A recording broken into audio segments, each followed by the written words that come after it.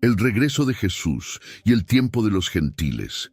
¿Por qué no puede Jesús regresar antes de que se cumpla el tiempo de los gentiles? Hay un misterio que revela exactamente por qué Jesús no puede regresar todavía. Te sorprenderá descubrir 9 verdades sobre este misterio. Punto 1. El misterio revelado. Para comprender lo que está sucediendo ahora en el plan de Dios, necesitamos regresar al libro de Romanos. En estos 3 capítulos, Pablo responde a una pregunta que atormentaba a los primeros cristianos. Una pregunta que, de no ser respondida, sacudiría todo lo que creían sobre Dios. La pregunta era esta: si Dios es fiel, si sus promesas son confiables, ¿por qué no cumplió lo que prometió a Israel? Reflexionen un momento. Los primeros cristianos sabían que Dios había hecho promesas de pacto con Abraham. Sabían que Dios había elegido a Israel como su pueblo. Sabían que los profetas habían anunciado la venida de un reino, una restauración, un Mesías que reinaría en el trono de David. Y, sin embargo, veían a la mayoría de Israel rechazar a este mismo Mesías, viendo a la nación que debía recibir el reino darle la espalda al rey. Pablo entonces confronta este asunto y lo que revela es simplemente extraordinario. En los primeros 11 capítulos de Romanos expone las misericordias de Dios. En Romanos 1:3 establece la necesidad universal de justicia. Todos pecaron, todos están separados de Dios. Luego, en Romanos 3 y 4, demuestra que Dios ofrece esta justicia mediante la fe en Jesucristo a todos los que creen. Y aquí es donde la cuestión se vuelve crucial. Pablo identifica 3 grupos distintos entre los descendientes de Abraham: el Israel étnico, los gentiles creyentes y los judíos creyentes. Estos 3 grupos son indispensables para comprender lo que sigue. Romanos 5:8 profundiza entonces en las consecuencias de esta justicia: la liberación de la condenación del pecado, la liberación del dominio del pecado y la garantía de la paz presente y futura con Dios. Pablo desarrolla su argumento hasta llegar a una de las declaraciones más contundentes de toda la Escritura, al final de Romanos 8. Nada puede separar a los creyentes del amor de Cristo. Pero entonces surge la tensión. Si Dios es tan fiel, si sus promesas a los creyentes son tan seguras, ¿por qué parece que ha abandonado a Israel? ¿Por qué parece que la nación del pacto ha sido dejada de lado? Esa es precisamente la pregunta que responde Romanos 9:11. Y la respuesta no es la que la mayoría de la gente espera. Pablo lo afirma claramente: Dios no ha rechazado a Israel, no ha reemplazado a Israel, no ha cancelado las promesas de su pacto. Lo que Dios hizo fue algo mucho más estratégico, mucho más deliberado y mucho más intencional de lo que cualquier persona en la iglesia primitiva podría haber imaginado. Hizo una pausa. Eso no es un reemplazo, es una interrupción. Pero aquí está el detalle esencial: las interrupciones en las Escrituras nunca son permanentes, siempre tienen fecha de vencimiento. Y Pablo nos dice exactamente cuál es esa fecha. Romanos 11:25. Porque no quiero, hermanos, que ignoréis este misterio, para que no seáis engreídos, que a Israel se le ha endurecido en parte, hasta que haya entrado la plenitud de los gentiles. Pablo llama a esto un misterio. En el Nuevo Testamento, un misterio no es algo imposible de conocer, es algo que estaba oculto pero que ahora se revela. Y lo que Pablo revela aquí es la estrategia soberana de Dios para la historia humana. Un endurecimiento parcial ha sobrevenido a Israel. No total, siempre ha habido un remanente judío creyente, sino parcial. La nación en su conjunto aún no ha recibido a su Mesías, y este endurecimiento continuará hasta que, ahí está la palabra otra vez, hasta que haya entrado la plenitud de los gentiles. La palabra griega que Pablo usa para plenitud es pleroma, y no es un término vago. Pleroma significa completitud, llenar al máximo, implica la idea de alcanzar una medida específica y predeterminada. No algunos gentiles, ni muchos gentiles, ni la mayoría de los gentiles, sino un punto de culminación divinamente establecido por Dios. Hay un número, solo Dios sabe cuál es. Pero cuando se alcance ese número, cuando el último gentil destinado a la salvación llegue a la fe, la plenitud será completa, y cuando la plenitud sea completa, ocurrirá algo trascendental. Pero primero necesito mostrarles algo más, porque este misterio no existe de forma aislada. Se conecta con una estructura profética que se remonta al libro de Daniel, y lo que están a punto de ver transformará por completo su comprensión de la era en la que vivimos. Entendiendo los dos relojes proféticos. La mayoría de los cristianos leen la Biblia como una historia única y continua, y en cierto sentido lo es. Pero lo que la mayoría de la gente no comprende es que Dios opera en dos cronologías proféticas distintas, dos relojes, y ahora mismo solo uno de ellos está en marcha. El primer reloj representa la cronología del pacto de Israel. Fue revelado al profeta Daniel hace más de 2500 años, en una de las profecías más precisas de toda la Escritura. Daniel 9:24-27. 70 semanas han sido decretadas sobre tu pueblo y tu santa ciudad para terminar la transgresión, sellar el pecado, expiar la iniquidad, traer la justicia eterna, sellar la visión y la profecía, y ungir el lugar santísimo. Sabe, pues, y entiende que desde la salida de la orden para restaurar y edificar Jerusalén hasta el Mesías príncipe, habrá 7 semanas y 62 semanas. La plaza será reconstruida de nuevo, incluso en tiempos de angustia. Pero después de las 62 semanas, se quitará la vida al Mesías, pero no por sí mismo. Esta profecía es tan matemáticamente precisa que exige toda su atención. Dios le dio a Daniel un cronograma de 70 semanas, 70 conjuntos de 7 años, que totalizaban 490 años. Este era el plazo para que Dios cumpliera completamente su programa de pacto con Israel, poner fin a la transgresión, acabar con el pecado, traer la justicia eterna y ungir el lugar santísimo. Las primeras 69 semanas, 483 años, se cumplieron el mismo día en que Jesucristo entró en Jerusalén montado en un burro y se presentó como el Mesías. Los eruditos ya lo han calculado utilizando el decreto de Artajerjes del 445 a.C. y la entrada triunfal. Los cálculos son correctos, es impresionante. Pero entonces ocurrió algo inesperado. Después de la semana 69, el Mesías fue sacrificado. Jesús fue crucificado. Y luego, en el año 70 d.C., Jerusalén fue destruida por los ejércitos romanos, tal como Daniel había predicho. La ciudad fue arrasada, el templo quemado, el pueblo judío dispersado entre las naciones. Y luego, silencio. La semana 69 ha terminado. La semana 70 nunca comenzó. El reloj profético se ha detenido. Piénsenlo, 483 años de profecía cumplidos con precisión quirúrgica. 6 propósitos enumerados que deben cumplirse para Israel. Y sin embargo, solo unos pocos se han cumplido. La expiación por la iniquidad. Sí, Cristo lo hizo en la cruz. Pero traer la justicia eterna, sellar la visión y la profecía, ungir el lugar santísimo, todo eso aún no ha sucedido. Daniel nunca canceló la semana 70. Dios no dijo 69 semanas, sino 70.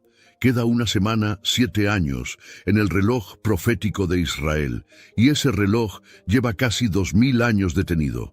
Pero esto es lo que la mayoría de la gente no comprende.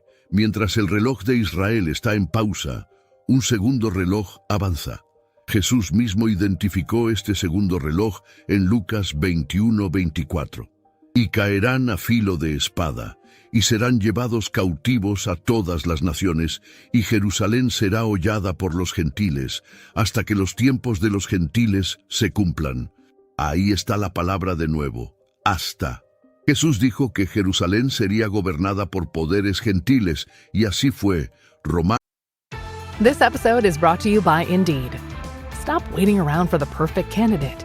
Instead, use Indeed sponsored jobs to find the right people with the right skills fast. It's a simple way to make sure your listing is the first candidates see. According to Indeed data, sponsored jobs have 4 times more applicants than non-sponsored jobs. So go build your dream team today with Indeed.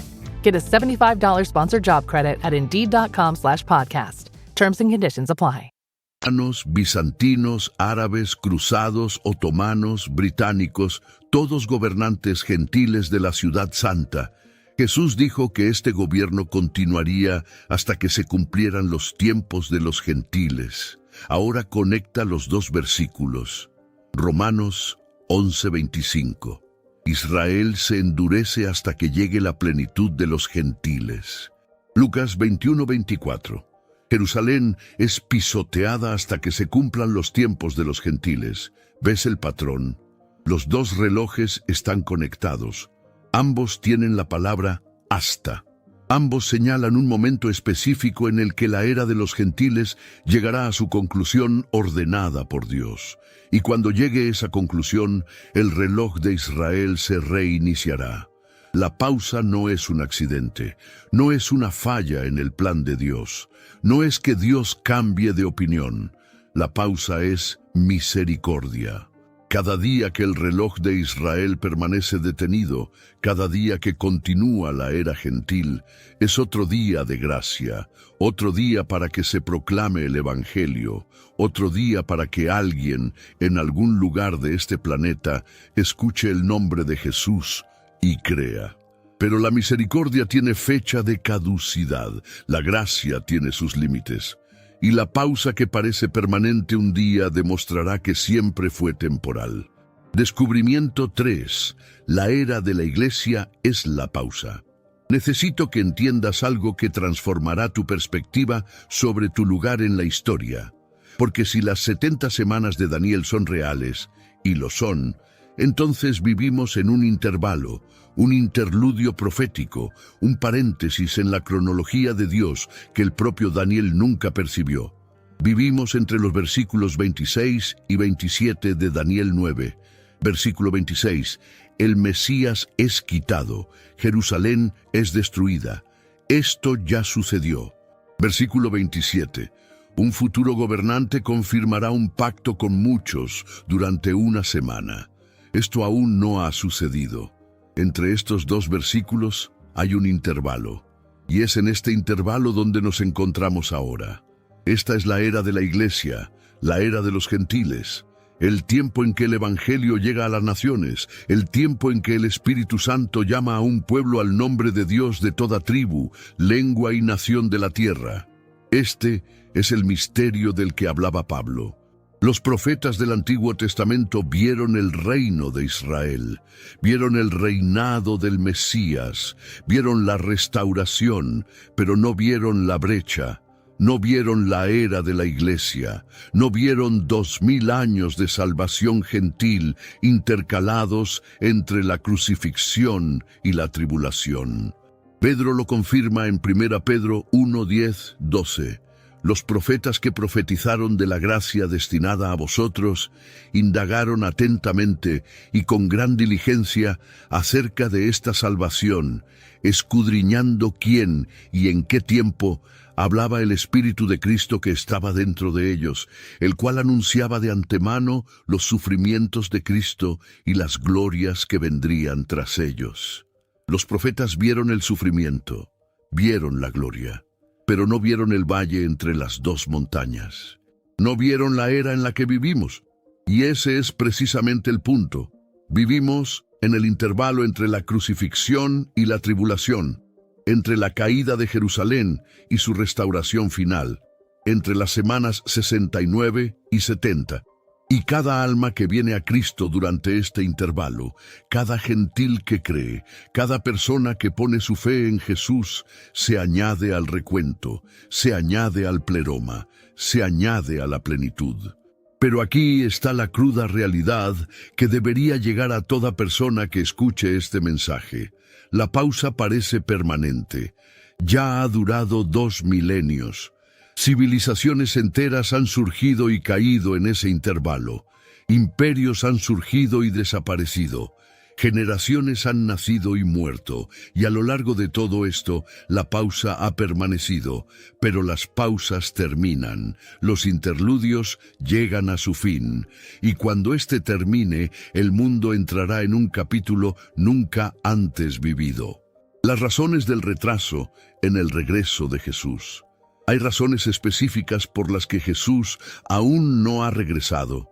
La Biblia no solo dice, espera, sino que nos dice exactamente qué debe suceder primero. Este es el núcleo del mensaje, y necesito que presten atención, porque lo que voy a presentar desafía directamente algo que muchos cristianos han aprendido durante más de un siglo. La mayoría de los evangélicos hoy creen que Cristo podría regresar en cualquier momento.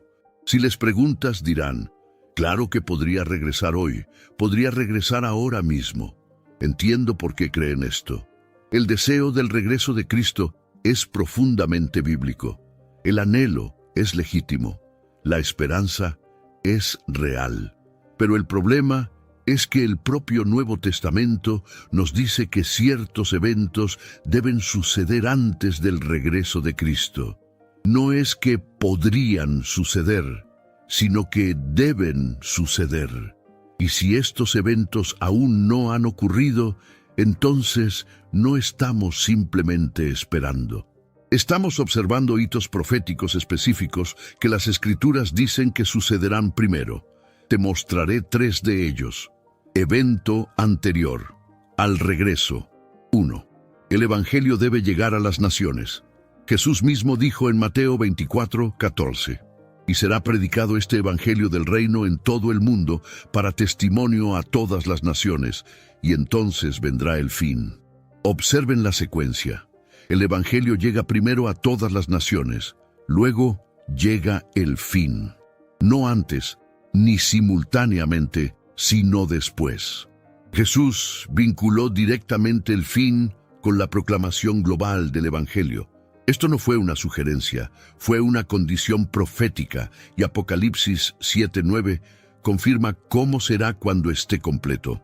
Después de esto miré, y he aquí una gran multitud, la cual nadie podía contar, de todas las naciones y tribus, y pueblos y lenguas, que estaban delante del trono y en la presencia del Cordero, vestidos de ropas blancas y con palmas en las manos. Cada nación, cada tribu, cada lengua. La plenitud de los gentiles no es solo un número, sino una totalidad. El Evangelio debe penetrar en cada pueblo de la tierra antes del fin de esta era. Y esto es lo extraordinario. Estamos más cerca de esta realidad que cualquier otra generación en la historia. Proyectos de traducción de la Biblia, misiones globales, transmisiones satelitales, acceso a Internet. El Evangelio está llegando a lugares donde nunca antes había llegado, pero aún no ha terminado. Todavía hay grupos de personas no alcanzados. Todavía hay lugares donde el nombre de Jesús nunca se ha pronunciado. Y mientras esto persista, el fin no puede llegar. Evento anterior. Al regreso, Brima 2. El hombre de iniquidad debe ser revelado. Esto podría sorprenderles, pues muchos cristianos han aprendido que los creyentes no estarán presentes cuando aparezca el anticristo. Pero las propias palabras de Pablo cuentan una historia diferente. Observen lo que escribe a los tesalonicenses, creyentes confundidos, que creían que el día del Señor ya había llegado. Según Tesalonicenses 2:1-4. En cuanto a la venida de nuestro Señor Jesucristo y nuestra reunión con Él, les rogamos que no se dejen perturbar fácilmente en su entendimiento, ni se alarmen ni por un espíritu, ni por un mensaje, ni por una carta como si fuera nuestra, en el sentido de que el día del Señor ya ha llegado, que nadie los engañe en ninguna manera. Porque ese día no vendrá sin que primero venga la apostasía y se manifieste el hombre de pecado, el hijo de perdición, el cual se opone y se exalta contra todo lo que se llama Dios o es objeto de culto, de modo que se sienta en el templo de Dios. Pablo no pudo ser más directo. Ese día no llegará a menos que ocurran dos cosas primero: una gran apostasía, un abandono de la fe y la revelación del hombre de iniquidad, aquel que se erigirá en el templo de Dios y se proclamará Dios. Observen lo que Pablo hace aquí. Los creyentes tesalonicenses estaban ansiosos, pensaban que se habían perdido el evento, pensaban que el día del Señor ya había llegado. Y la respuesta de Pablo no fue: no se preocupen, podría suceder en cualquier momento. La respuesta fue todo lo contrario. Les dijo que se calmaran, porque ciertas señales debían ocurrir primero. Ciertos eventos debían preceder al regreso de Cristo, y esos eventos aún no habían sucedido. La apostasía ciertamente se está acelerando, pero el hombre de iniquidad aún no ha sido revelado. La abominación desoladora aún no ha ocurrido. El templo aún no ha sido profanado. Estos son los prerequisitos proféticos que se interponen entre este momento y el regreso de Cristo. Evento anterior al regreso N. de Grundo 3. La semana final debe comenzar. Esto es lo que une todo. ¿Recuerdan la semana 70 de Daniel, los 7 años que quedan en el reloj profético de Israel? Esa última semana debe comenzar antes de que se cumplan todos los propósitos del pacto de Dios para Israel. Daniel 9:27. Y por una semana hará un pacto firme con muchos, pero a la mitad de la semana hará cesar el sacrificio y la ofrenda. Y sobre el ala de las abominaciones vendrá el que hace desolación.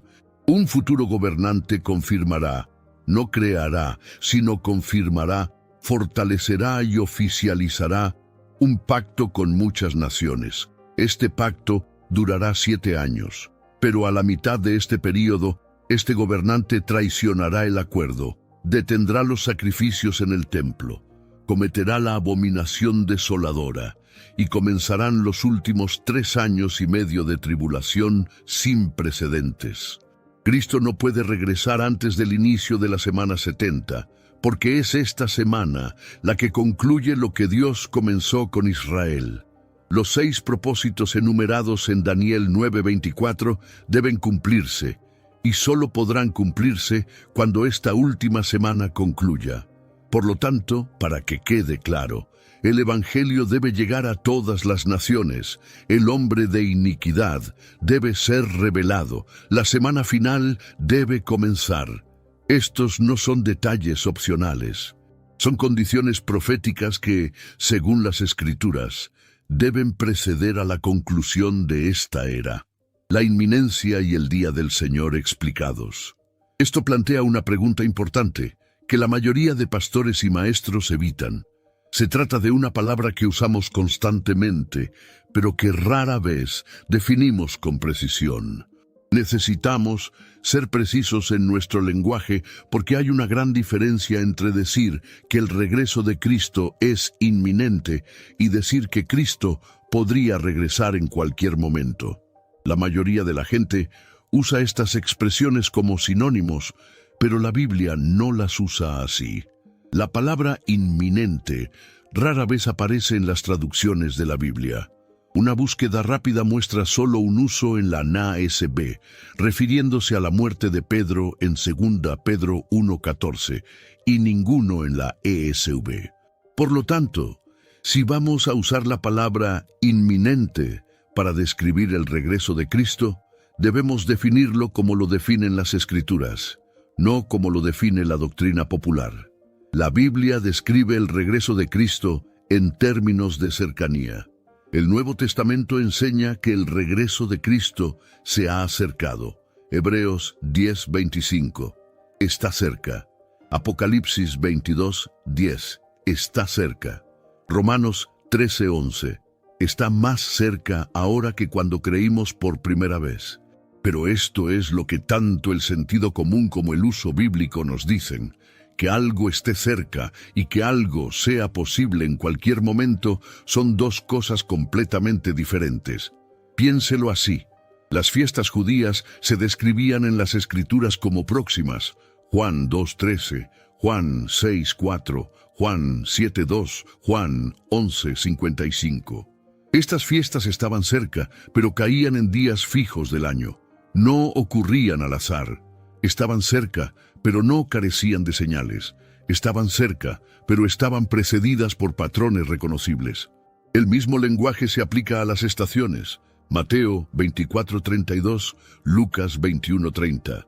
El verano está cerca, se pueden ver las señales. La higuera está echando hojas, pero el verano no llega de repente, llega en secuencia. Está cerca, pero lo precede la primavera. Y esto es lo que refuerza el argumento.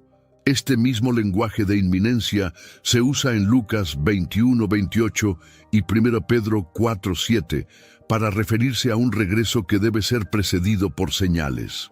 Y sin embargo, la Biblia todavía lo llama inminente. Se puede creer que el regreso de Cristo es inminente sin creer que será sin señales. Inminencia significa que Él es el siguiente en la secuencia. No significa que no le aguarden señales. Y esta no es una distinción teológica menor. La solución de Pablo para la ansiedad en la fe. Cuando los creyentes tesalonicenses creyeron erróneamente que el día del Señor ya había llegado, Pablo no los consoló con palabras como «en cualquier momento». Los corrigió.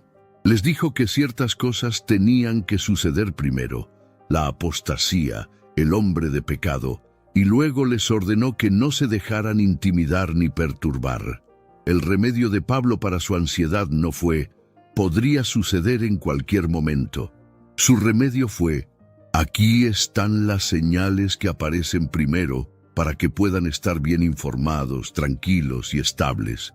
La postura bíblica para los creyentes, esta es la postura a la que nos llaman las Escrituras, ni pánico ni pasividad. Una vigilancia informada. Observamos las señales, reconocemos el momento oportuno y vivimos con urgencia y estabilidad a la vez, porque sabemos dónde estamos en el tiempo. Si este contenido te ha abierto los ojos al plan profético de Dios, entonces no te lo guardes para ti. Comparte este video con alguien que necesite entender dónde nos encontramos en la cronología de Dios. Podría ser un amigo, un familiar o alguien que aún busca respuestas. Nunca se sabe qué video podría cambiar una vida. Y si aún no te has suscrito a este canal, hazlo ahora.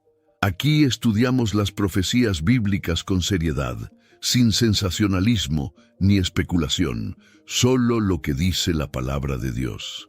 Activa las notificaciones para que no te pierdas ningún contenido, porque los próximos mensajes seguirán profundizando en todo lo aquí revelado. Nos vemos en el próximo video. Manténganse fuertes, atentos y sigan observando.